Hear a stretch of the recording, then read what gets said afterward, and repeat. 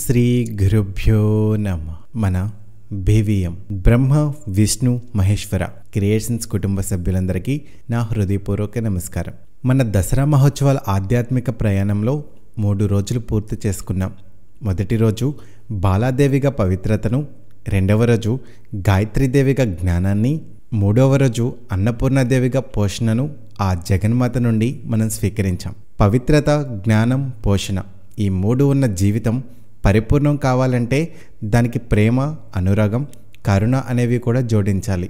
ఈ సృష్టి అంతా నిలబడిందే ప్రేమ అనే పునాది మీద. ఆ దివ్యమైన ప్రేమకు స్వరూపం తన చల్లని చూపులతోనే మన కోరికలను నెరవేర్చే కరుణామయి మన 4వ రోజు దేవత శ్రీ కామాక్షిదేవి. ఆ తల్లి పేరులోనే అద్భుతమైన అర్థం దాగి ఉంది. కామాక్షి అనే పదాన్ని విడదీసి చూస్తే కా అంటే సరస్వతీదేవి, మా అంటే లక్ష్మీదేవి, అక్షి అంటే కన్నులు. ఎవరి కన్నులలో అయితే జ్ఞానాన్ని ప్రసాదించే సరస్వతి, ఐశ్వర్యాన్ని ఇచ్చే లక్ష్మి కొలువై ఉన్నారో ఆ తల్లే కామాక్షి. అంటే ఆ తల్లి మన వైపు ఒక్కసారి కరుణతో చూస్తే చాలు, విద్య, సంపద రెండూ ఏకకాలంలో సిద్ధిస్తాయి. మరో అర్థం ప్రకారం కామ అంటే కోరికలు. తన ప్రేమ నిండిన కన్నులతో భక్తుల ధర్మబద్ధమైన కోరికలను నెరవేర్చే తల్లి కాబట్టి ఆమెను కామాక్షి అని పిలుస్తారు. ఆ తల్లి ప్రధాన నిలయం కంచి. ఆ కంచిలో ఆమె రాణిలా కొలువై తన భక్తులను కంటికి రెప్పలా కాపాడుతూ ఉంటుంది. ఆ తల్లి రూపాన్ని ఒక్కసారి మనసులో నింపుకుంటే ఒక అనిర్వచనీయమైన ఆనందం కలుగుతుంది. మిగిలిన అమ్మవార్లలాగా నిల్చుని కాకుండా పద్మాసనంలో యోగ ముద్రలో కూర్చుని ఉంటుంది. ఇది ఆమె సర్వం తానై ఈ సృష్టికి కేంద్ర బిందువుగా ఉందని సూచిస్తుంది. ఆమె 4 చేతులలో పాశం, అంకుశం, చెరుకు గడతో చేసిన విల్లు, 5 పూల బాణాలను ధరించి ఉంటుంది. ఇందులో చెరుకుగడ విల్లు మనసుకు ప్రతీక. మనసు తీపిగా ఉన్నా దాన్ని అదుపు చేయడం చాలా కష్టం. 5 పూల బాణాలు మన పంచేంద్రియాలకు అంటే చూపు, స్పర్శ, వాసన, రుచి, వినికిడికి సంకేతం. పాశం అంటే లౌకిక బంధం లేదా ఆ తల్లి మనపై చూపించే అనురాగ బంధం. అంకుశం ఆ బంధాలను, ఇంద్రియాలను అదుపులో పెట్టే సాధనం. అంటే ఓ మానవుడా, నీ మనసును, నీ పంచేంద్రియాలను నా పాశ అంకుశాల సహాయంతో అదుపులో ఉంచుకుని ధర్మ మార్గంలో నడిపిస్తాను అని ఆ తల్లి మనకు అభయమిస్తోంది.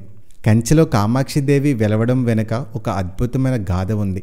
ఒకసారి పరమశివుడు యోగ సమాధిలో ఉండగా మన్మధుడు ఆయన తపస్సును భంగం చేయడానికి ప్రయత్నిస్తాడు.